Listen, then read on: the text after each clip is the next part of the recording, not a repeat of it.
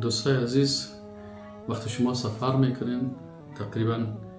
15 ادب از سفر که باید یاد داشته باشید. اولش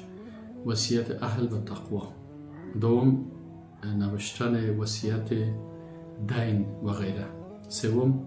توبه نصوح، چهارم رد مظالم، یعنی اگر سر کس ظلم کردین باید حقش پس ادا بکنید، پنجم نفقیتان باید حلال باشه، ششم استغفار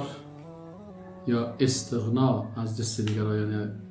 به چیزهایی که همسفرهایتان داره به او چشم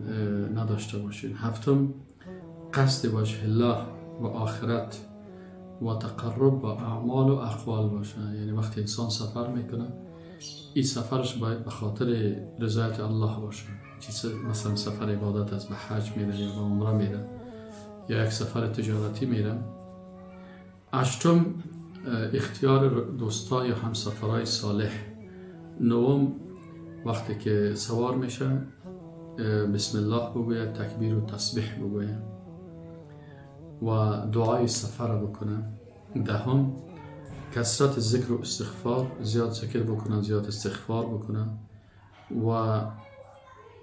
محافظت به نماز جماعت بکنه، از قیل و قال اجتناب بکنه، در سفر خود زیاد چطور است و چرا نیست، از مزاح و سخنهای لایعنی حفظ بکنه، دیگه خود از غیبت و سخنچینی و مسخرگی، دیگه نیکی با همسفرهای خود بکنه، به کسی ضرر نرسانه، امر بالمعروف و نهی عن المنکر بکنه با حکمت،